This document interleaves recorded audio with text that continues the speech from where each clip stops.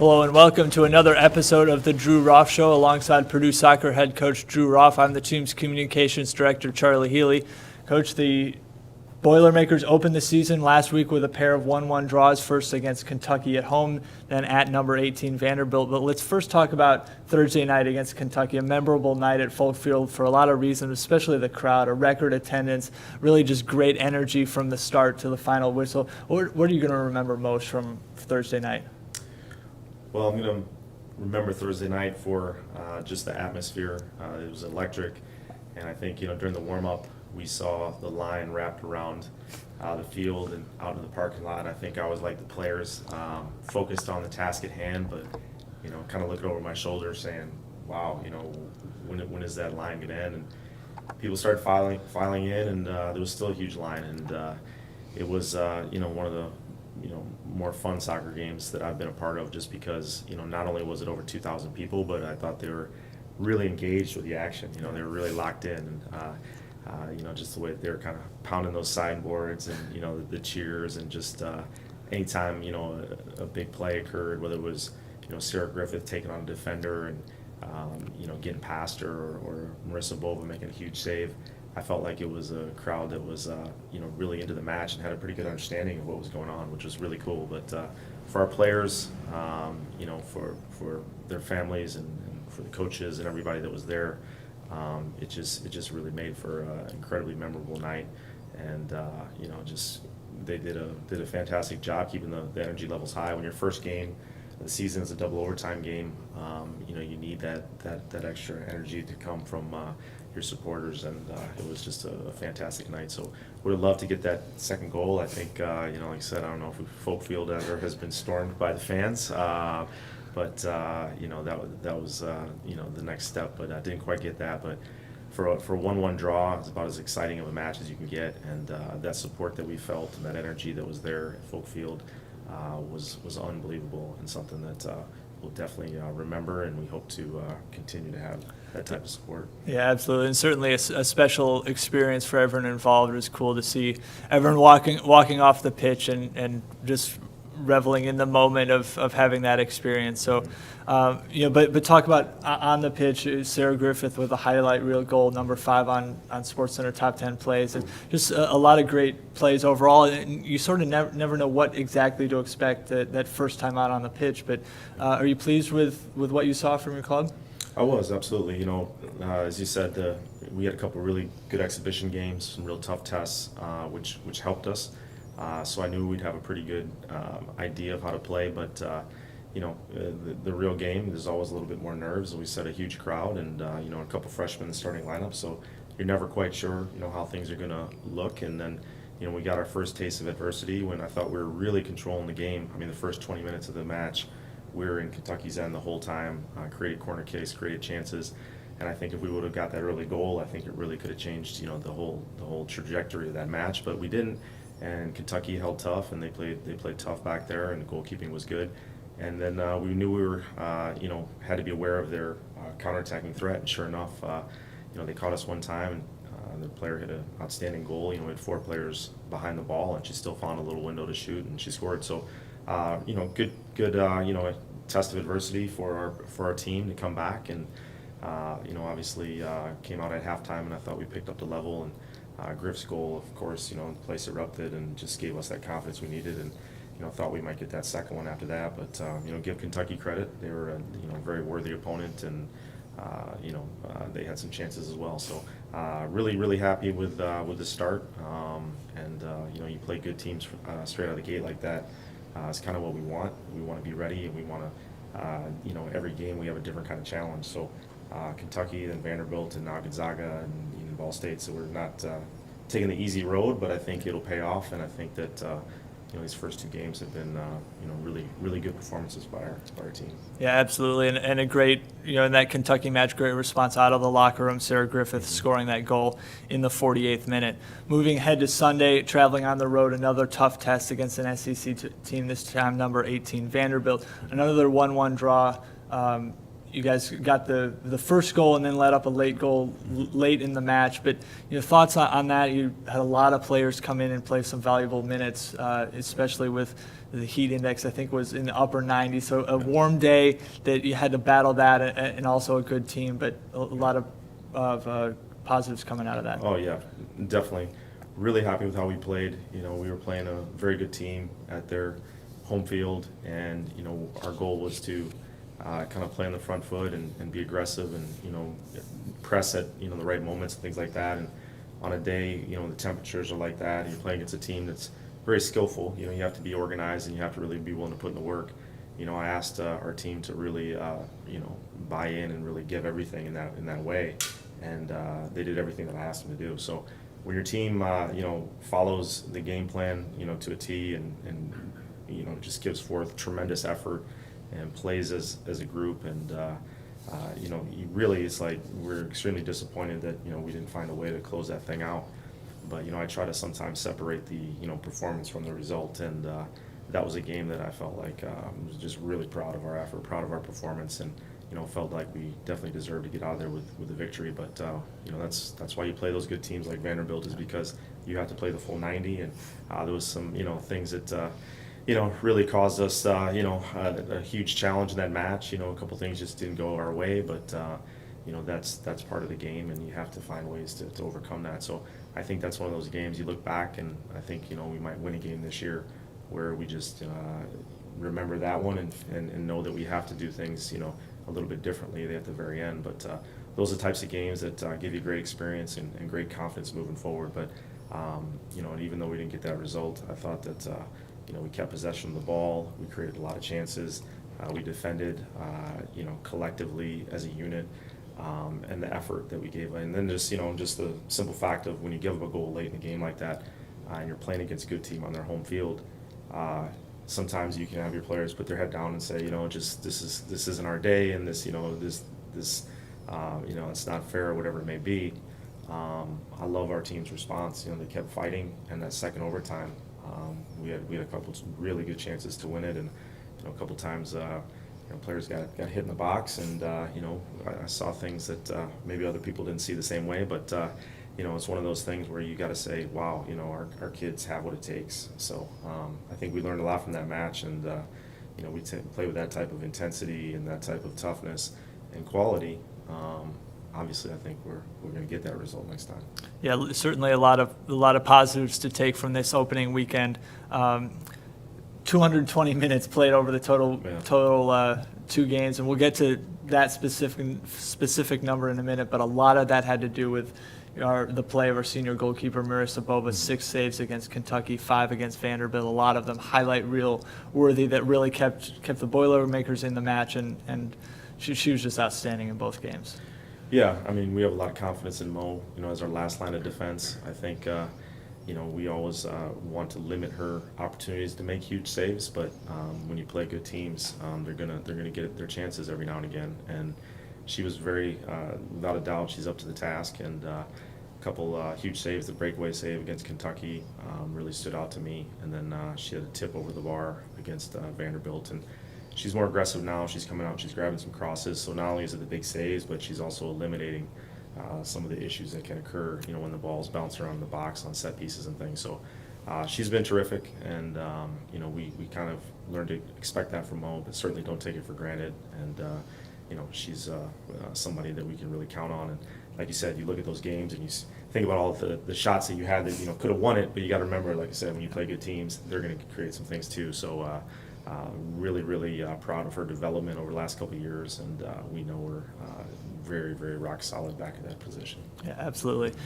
Played, as I mentioned, 220 minutes. The team really, in terms of the fitness level for opening weekend, just 2.5 weeks after the start of preseason training, it really was high level throughout the entire match. And 2 stats that stood out to me in the second overtime.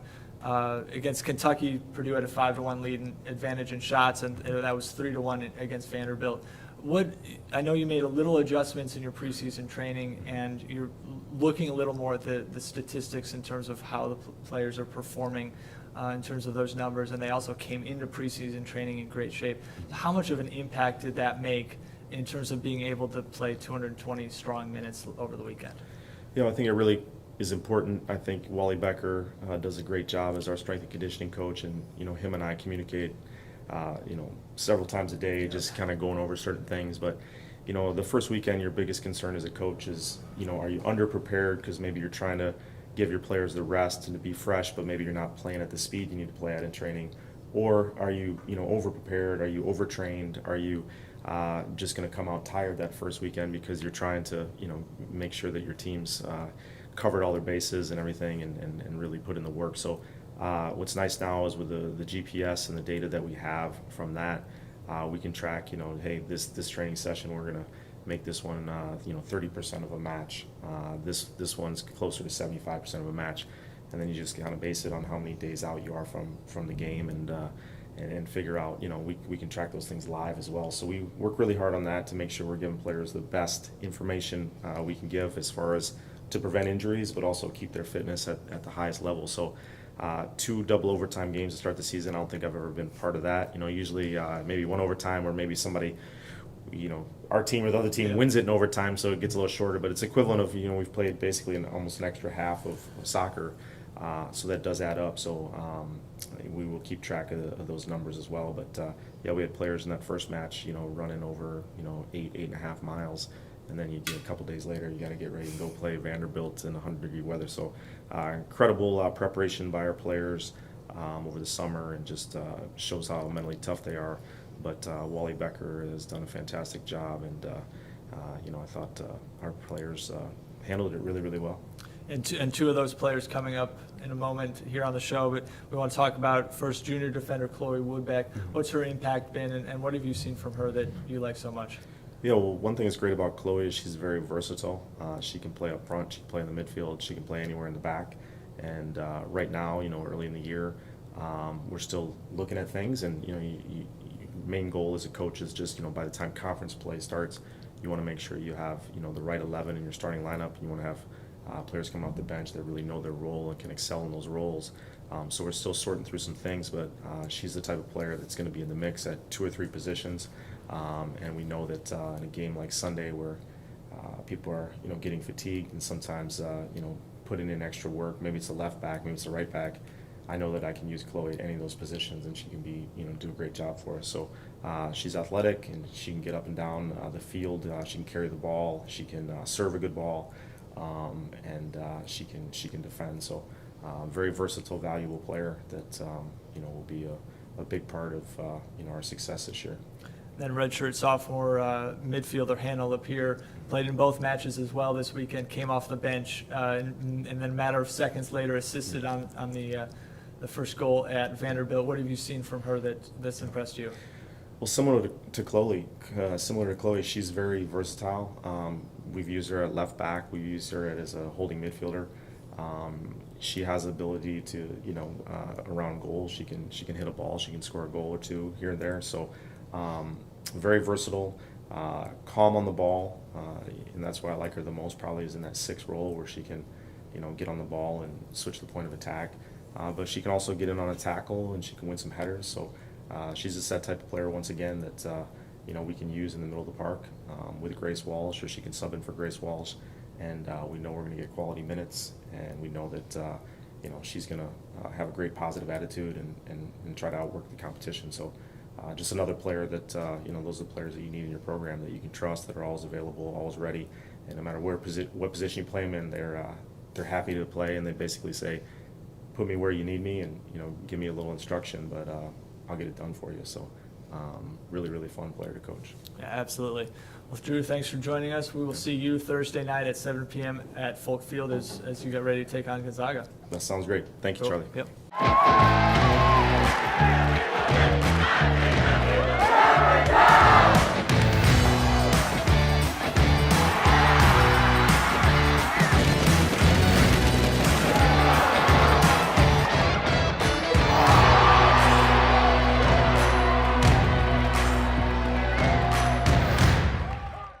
Welcome back. We're joined by junior defender Chloe Woodbeck and redshirt sophomore midfielder Hannah Lapeire. Chloe, we'll start with you. Looking back to Thursday night, a memorable season opener at Folk Field, what are you going to remember most about that record attendance crowd, being able to play in front of that? Well, obviously, I'm going to remember all of the people banging on the boards, and just the atmosphere that they created was amazing. Actually, me and Hannah were walking into the game, and obviously we get there super early, and we had to walk over fans in order to get into our locker room to get ready for the game. So that was just, I don't think any of us were really expecting it, but it was really cool. And just the fact that there were over 2,000 people at our game was incredible and something I'll never forget. Hannah, how about you? What's going to be your lasting memory from that night in terms of the crowd and the atmosphere and just everything special involved with it? I think, like Chloe said, it was like incredible atmosphere, just the most fun game I've ever played in. But it also started raining in the middle of the game, and to look over to the fans all around us, nobody left. Everybody was still sitting there cheering us on, banging on the boards. Everything just continued. So that was really cool to see. And then also when overtime started, there's an announcement made over to the whole field saying we're going to have a short break and then come back with 10 minutes of overtime. And everyone got right back in their seats and started banging on the boards again and cheering. And it was just awesome to see the support from all of the Purdue students out at the game. Yeah, it was awesome. And you're right. No, I don't think anyone left for 110 minutes, and really add on the probably 30 minutes before the game. They were there cheering, and it was a special night indeed. Hannah, let's move ahead to Sunday against Vanderbilt. You assisted on Purdue's goal.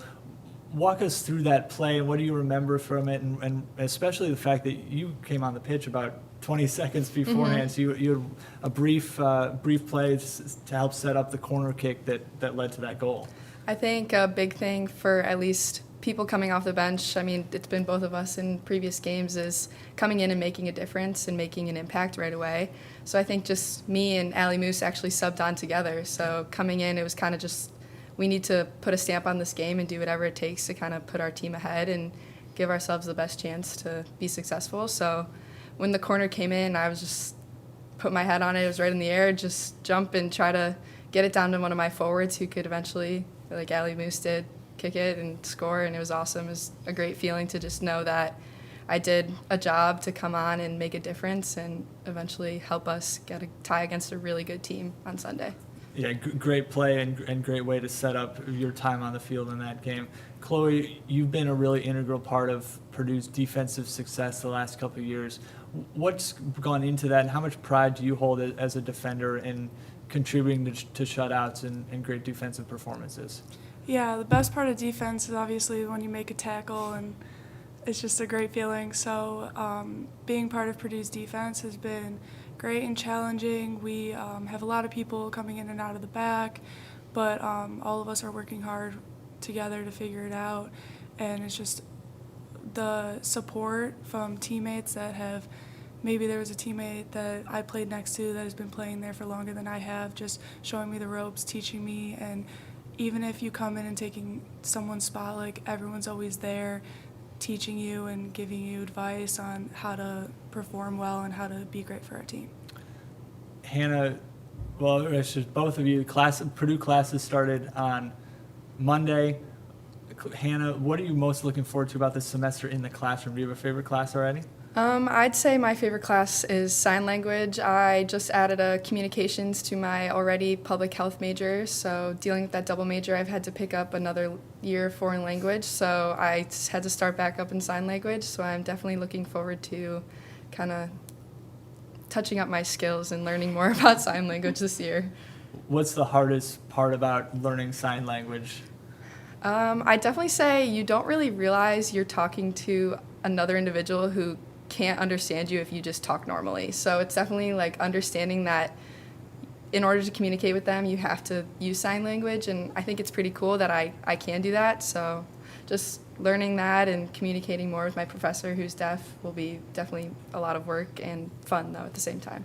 Awesome. And Chloe, I know you're starting school, which I imagine with the increased class loads, the stress levels might increase as it does with any student. But I heard you have the perfect way to combat that. You have a punching bag in your living room. Yes, I do have a punching bag in our living room. It's a great stress reliever, great workout.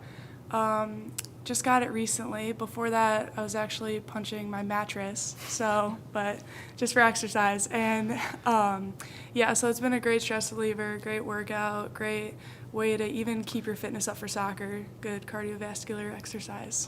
So is that part of your workout routine over the summer? Yeah, actually preparing for season boxing, about 30 minutes a day, every other day, was actually part of getting my fitness ready for season. So when you're retired from soccer, are we going to have a boxing career in your future? You know what? I've talked to Hannah about it. Maybe. I don't know if my mom and dad will like that very much. I think we're but both going to learn how to box. Yeah, so I was planning on teaching her soon. So Yeah. yes, And are you self-taught, or who taught you? I am self-taught. No, she learned from the movie Creed. Okay. She Yes. showed me And the movie self-taught. too, so she made sure I knew Creed was a good movie to watch if I wanted Yes. to learn how to box. Not a terrible teacher, though. Oh, great teacher. Heck, She hasn't taught me yet, so No. I don't know what we're waiting You should have for. learned from the movie. give it time. But in the meantime, before the boxing lessons, Thursday night against Gonzaga, Sunday afternoon against Ball State, both at Folk Field, free admission for all fans. We hope you can see you out. We hope we'll see you out there. We know we'll see Chloe and Hannah out there as well. So thanks for joining us, and we will talk to you next week.